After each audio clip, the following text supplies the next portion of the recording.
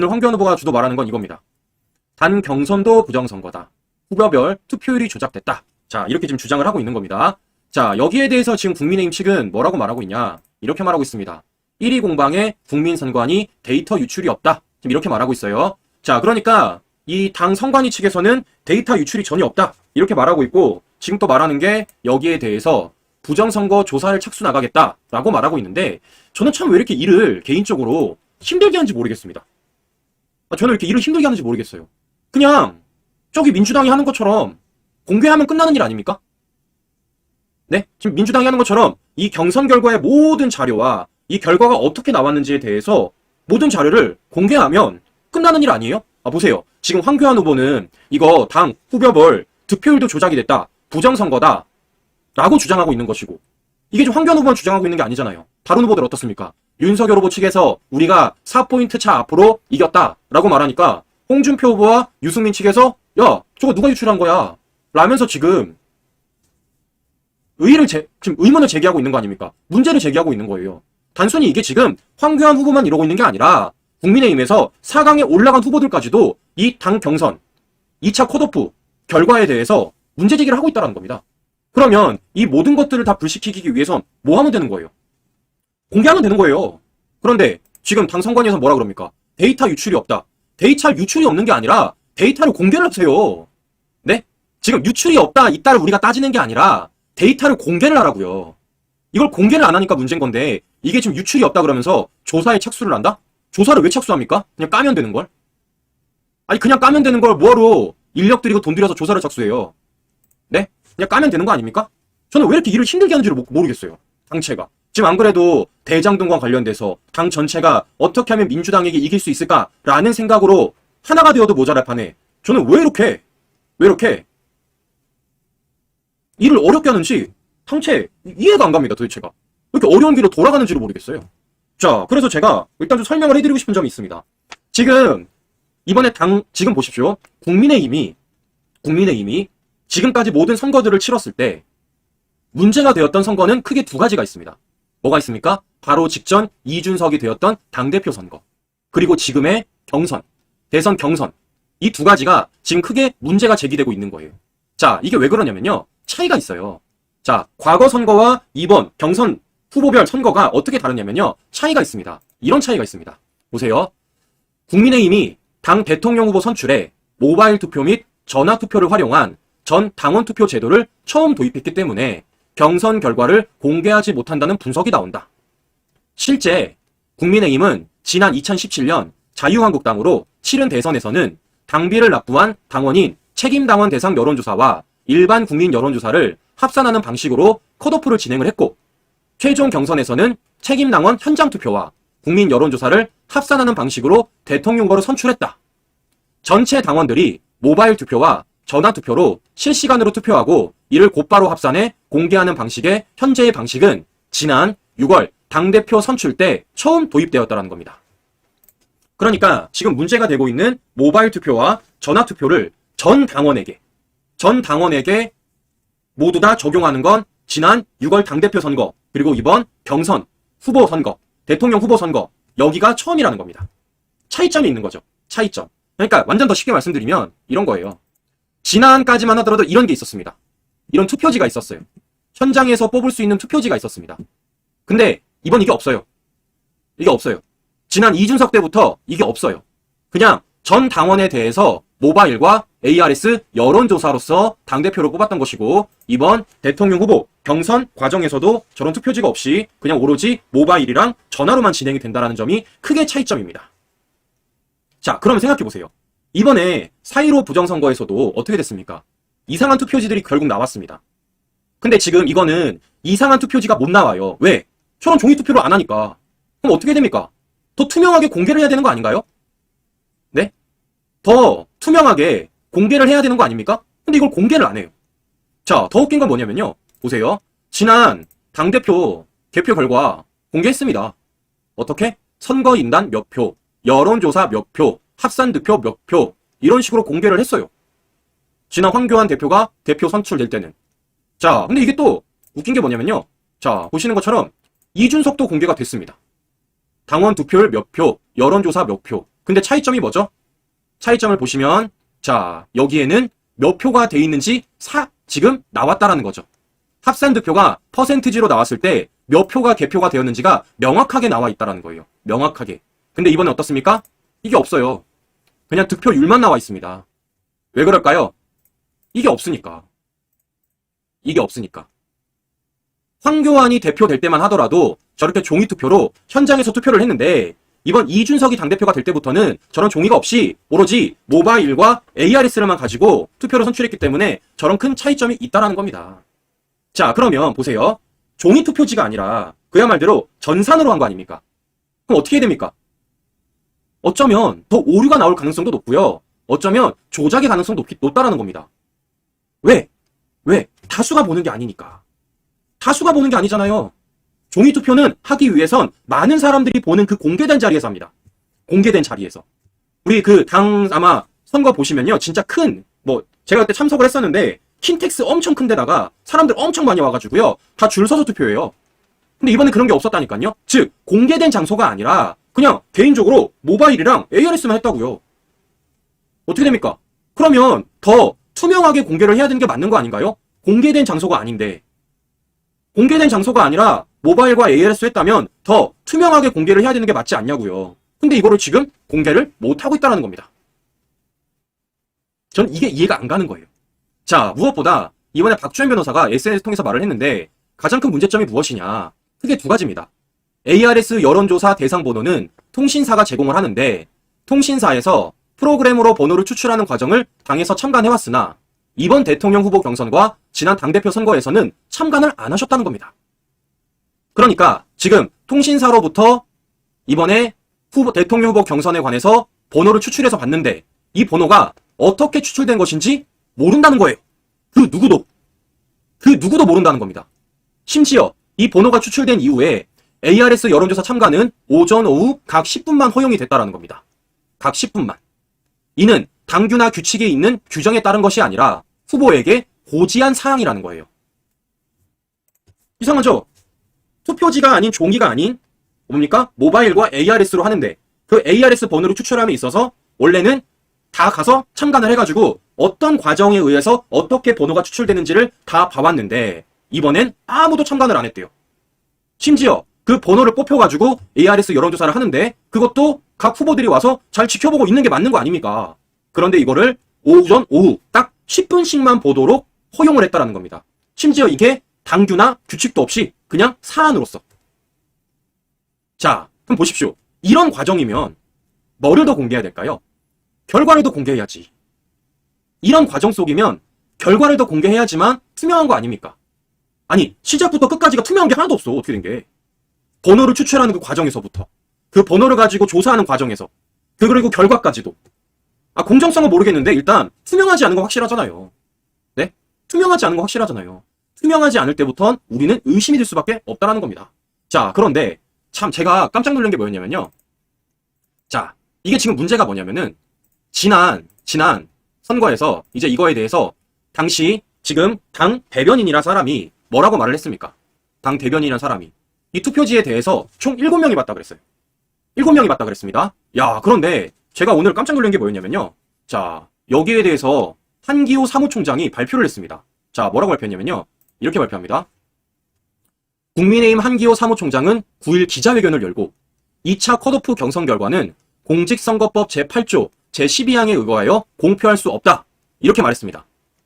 그럼에도 어제 일부 언론에서 2차 컷오프 경선 순위에 대한 보도가 있었다. 지금 이렇게 말한 거예요. 그러니까 국민의힘 한기호 사무총장, 당 선관위 부위원장은 공직선거법 제8조 제12항 때문에 이 경선 결과를 공개할 수 없다라고 말하고 있는 겁니다. 근데 이거 아닙니다. 제가 보여드릴게요. 자, 보세요. 한기호 사무총장이 말한 공직선거법 제8조 12항입니다. 뭐라고 써있나요? 누구든지 다음 각 호에 어느 하나에 해당하는 선거에 관한 여론조사의 결과를 해당 선거일에 언제까지요? 투표 마감 시각까지 공표 또는 보도할 수 없다라는 겁니다. 바꿔 말하면 뭡니까? 투표 마감 시각 지나면 공표 또는 보도할 수 있다는 소리예요. 즉, 지금 한기호 사무총장이 말하는 108조 12항을 갖고 해도 이건 공개할 수 없다가 아니라 공개할 수 있는 겁니다. 그럼에도 불구하고 지금 저 공직선거법을 말하면서 공개할 수 없다고 얘기하고 있는 거예요. 이거 국민 속이는 거 아닙니까, 시청자 여러분, 이거? 네? 국민들이 공직선거법 잘 모르니까 그냥 내가 그냥 제 공직선거법 108조 12항 얘기하면 국민들이 그냥 공개할 수 없나 보구나 라고 생각하고 넘어갈 줄 아셨어요? 근데 아니에요. 보십시오. 투표 마감 시각까지만 공개할 수 없습니다. 투표 마감 시각 이후에는 공표 또는 보도가 더 할 수 있어요. 공표를 넘어서 아예 보도까지 할 수 있다고요. 그러니까 어떻습니까? 조선일보에서 보도했잖아요. 1위부터 4위까지. 심지어 뭐라 써놨습니까? 국민의힘 선관위는 정당에서 실시한 여론조사 결과는 선거일까지 공표할 수 없다는 공직선거법 등에 따라 2차 예비경선 순위와 후보별 득표율은 공개하지 않았다. 다만 당원 투표 결과가 포함된 종합순위 공표는 가능하다는 중앙선거위원회 조사심의 유권 해석에 따라 본지가 취재한 1위, 2위, 3위, 4위 이렇게 공개를 한 것입니다. 이렇게 보도까지 할 수 있다고요. 심지어 선관위에서도 된다고 유권 해석 내렸다잖아요. 아니 선관위에서도 된다는 유권 해석이 내려지는 판인데 도대체 국민의힘은 왜 공개 안 하는 겁니까? 그래 공개를 안 하는 이유가 보니까 공직선거법 때문이 아니네. 그냥 본인들의 자의적 해석이네요 그냥. 네? 지금 국민의힘 선관위 측에서는 공직선거법 108조 12항 때문에 공개를 할 수 없다고 말을 하고 있는데 막상 뚜껑 열어보니까 그게 아니네요. 그냥 자신들의 자의적 해석에 의해서 공개하지 않겠다라고 말하고 있는 거 아닙니까? 공개하지 않을 이유가 전혀 없다고요 그러니까. 자 그런데 제가 깜짝 놀란 건 뭐냐면요 이겁니다. 어제 저희가 오후에 방송을 해드렸지만 어제 김현주 당 선관위 대변인이 뭐라 그랬습니까? 이렇게 말했어요. 어떤 내용을 근거로 해 확정적인 기사를 썼는지 알 수 없지만 각 여론조사 기관에서 가져온 결과에 대해서는 각 기관도 알지 못한다. 그리고 뭐라 그랬습니까? 종합 결과를 발표한 자리에 정호원 선관위원장, 한기호 선관위 부위원장, 성일종 선관위원, 국민의힘 기획조정국 직원 3명, 여의도 연구원 실장까지 총 7명 위패한 후 통계를 낸 다음에 결과 서류를 파기했다고 설명했다. 이렇게 말했습니다. 7명이 경선 결과를 통계낸 다음에 그 결과 서류를 파기했다고 김현주 국민의힘 당 선관위 대변인이 언론에 저렇게 말을 한 거예요. 자, 저는 그래 처음에 이걸 안 믿었어요. 야, 설마 파기했을까? 진짜 파기했을까? 이 선관위 당 대변인이 뭔가 잘못 알고 있겠지. 그래서 제가 어제 오죽하면은 이거 팩트체크 들어가야 된다. 설마 파기했겠냐? 라고 제가 말까지 했었습니다. 그런데 야, 이 깜짝 놀란 게 뭐냐면요. 진짜 파기했습니다. 자, 이걸 누가 입증해줬냐? 한기호 사무총장이 입증해줬어요. 당 선관위 부위원장이. 자, 뭐라고 써있습니까? 한 사무총장은 당원 선거인단 투표와 여론조사 수치는 결과 발표 직전에 극히 제한된 인원만 참여해 집계됐고 결과가 확인된 자료를 현장에서 파기했대요. 진짜 파기했어요 그러면. 그러니까 당 선관위 대변인이 아니라 당 선관위 부위원장이 파기했다고 공식적으로 밝힌 것입니다. 자, 더 문제는 뭐냐면 보세요. 그래 보십시오. 이거를 결과를 집계를 어떻게 했다고요? 극히 제한된 인원만 참여를 해서 결과 집계를 했대요. 아니 세상 어떤 선거가 개표를 함에 있어서 극히 제한된 인원만 들어가서 집계를 합니까? 저는 이해가 안 가요. 어떤 민주주의 선거가 극히 제한된 인원만 들어가서 집계를 하냐고요. 추천하면 이해 가십니까? 아니 만약에 대통령 선거하거나 총선하거나 아니면 그러니까 뭔가 선거를 치를 때 있어서 그냥 소수 몇 명만 가가지고 집계한 이후에 발표를 해요. 그게 말이 되십니까? 자, 생각해 보십시오. 우리 초등학교 반장 뽑을 때도 어떻게 합니까? 집계할 때 한 반이 다 같이 있어요. 한 반이 다 같이 있어가지고 선생님이 누구 뭐 A, B 이런 식으로 얘기하는 거 아닙니까? 그래서 오물정자 그려가지고 모두 다 공개된 상황에서 개표하잖아요. 초등학교 반장 선거도 공개적으로 개표를 합니다. 그런데 아까 한기호 사무총장이 뭐라고요? 결과 발표 직전에 극히 제한된 인원만 참여해 집계를 하셨다고요? 이게 말이 됩니까 이게? 네? 이게 말이 됩니까? 게다가 그렇게 극히 제한된 인원만 참여를 해서 집계를 한 데다가 결과가 확인되니까 뭐라고요? 자료를 현장에서 파기했다고요? 이걸 지금 공개적으로 우리가 뭐 듣고서는 그냥 고개 끄덕이라는 겁니까? 야, 말이 안 되는 겁니다. 말이 안 되는 거예요. 극히 제한된 인원만 들어가서 집계를 하는 것부터가 말이 안 되는데 그걸 집계를 끝내고 그냥 파기를 했다? 이런데 그냥 우리가 고개 끄덕이고 넘어가라고요? 이게 말이 됩니까 이게? 이게 말이 되냐고요 이게? 자, 제가 더 황당한 건 뭐였냐면요.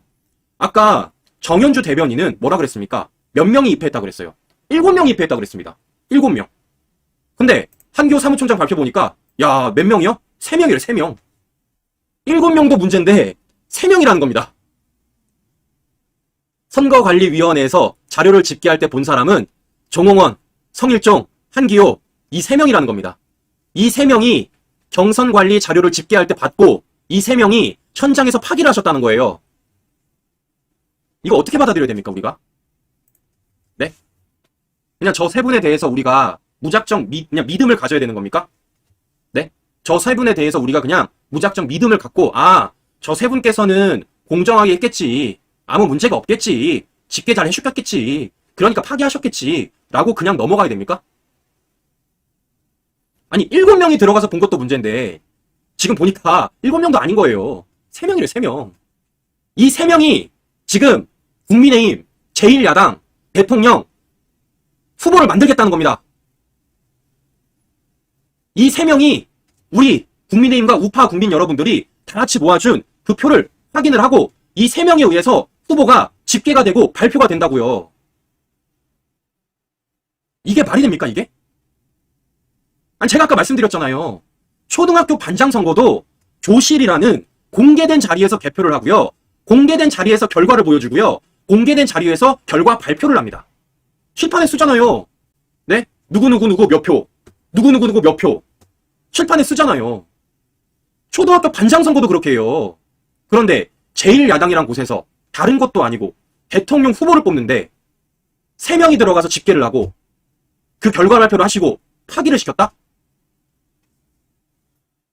이러니까 이게 문제가 큰 겁니다, 이게. 이러니까. 자, 근데 더 문제는 뭐라고요? 이렇게 하고 나서 어떻게 된다고요? 어떻게 됩니까? 마지막 선출에서도 이렇게 하겠다는 거 아닙니까, 지금? 아니면 제가 말씀드렸잖아요, 어제도 생각해보세요. 만약에 이렇게 결과 발표를 안 해요. 근데 단일 후보에 윤석열 후보가 뽑혔습니다. 홍준표 지지자분들 가만히 계실 거예요? 가만히 안 계시겠지. 반대로 홍준표 후보가 단일 후보가 되었어요. 근데 똑같이 이렇게 결과 발표에 대해서 공개를 안 해요. 그럼 윤석열 후보 지지자분들 가만히 계실 겁니까? 안 계실 거 아니에요. 그러니까 문제를 삼는 겁니다, 지금. 야, 저는 진짜 이거 문제 굉장히 심각한 겁니다. 자, 더 웃긴 건 뭐냐면요. 자, 이거 파기하면 안 돼요. 자, 보시면 자, 공직선거법 그렇게 좋아하시는 108조 6항에 뭐가 써있냐면요. 해당 여론조사와 관련 있는 자료 일체를 해당 선거에 선거일 후 6개월까지 보관하셔야 됩니다. 그렇게 좋아하시는 공직선거법 제108조에 써있는 거예요. 108조 6개월까지 보관하여야 한다. 근데 이거 왜 지우셨어요? 그것도 집계를 하자마자. 이 공직선거법 어기는 거네요, 그러면. 네? 이 공직선거법 정면으로 어기는 거 아닙니까? 이거 어떻게 책임질 겁니까? 이거 도대체. 이거 누가 책임지실 거예요? 네? 그 안에 계신 세 분이 책임지셔야겠네. 그 결과를 집계를 하시고 직접 파기를 하셨던 그 세 분이 책임을 지셔야겠네요, 그러면. 6개월 동안 보관해야 된다고 그렇게 좋아하시는 공직선거법 제108조에 나와 있는데. 자, 이거 문제가 심각한 겁니다. 자, 보세요. 투표를 하는, 선거를 하는 그 처음부터 지금까지가 투명한 게 1도 없습니다. 투명한 게. 보십시오. 모바일과 ARS 투표로 바뀌었어요. 종이 투표지가 없어졌습니다. 근데 그 번호를 추출함에 있어서 그 누구도 참관을 하지 않았어요. 더군다나 그 번호를 추출하고 나서 전화를 거는 과정에도 단 오전 오후 10분만 참관이 가능한 겁니다. 심지어 그렇게 통계가 나온 걸 누구라고요? 단 3명만 입회를 해서 집계를 하고 그걸 파기를 했습니다. 여기에서 그 어떤 게 투명한 게 있습니까? 이 과정에서 투명성이 어디냐고요. 이 과정에서. 처음부터 끝까지 이 과정에서 투명한 게 어디 있습니까? 단 1도 없잖아요. 단 1도. 자, 이걸 근데 우리가 그냥 고개를 끄덕이고 끝내야 된다? 그냥 잘했겠지. 설마 그랬겠어. 고개를 끄덕이고 끝내야 된다? 저는 못하겠습니다. 다른 건 몰라, 저는 못하겠어요. 그렇기 때문에 저희는 계속해서 이 사실을 전해드릴 거고요. 이게 어떤 문제가 있는지 전해드릴 거고요. 이 가운데서 어떤 문제점들이 더 공개가 되는지를 저는 계속해서 전해드릴 겁니다. 자, 이거를 멈출 수 있는 방법은요. 단 하나밖에 없습니다. 닦아세요. 닦아세요. 어떻게 까야 됩니까? 자, 모바일 투표 어떻게 진행했는지, ARS 전화 추출 어떻게 했는지, 그 가운데서 누구누구에 전화를 했는지, 더군다나 모바일 투표 누가 했는지 닦아십시오. 모든 전산 자료를 다 까야지만 이건 공정하다고 말할 수 있고 투명하다고 말할 수 있습니다. 그냥 비단 결과만 깐다? 이건 아니에요. 결과만 까는 걸 누가 믿어? 그 안에 결과가 어떻게 되는지를 까야지. 일체 모든 자료를 다 까야죠. 왜? 3명만 보셨으니까. 이게 3명 보는 게 아니라 몇십만 명이 봐야 되는 자료인데 단 3명만 보셨잖아요. 그러니까 다 까십시오. 공직선거법 그렇게 좋아하시는 108조 12항엔 까지 말라는 거 없어요. 더군다나 공직선거법 108조 6항에 따르면 6개월까지 보관하셔야 됩니다. 이게 만약에 진짜 없다. 책임지셔야 됩니다. 자, 오늘 오후 방송 여기서 마치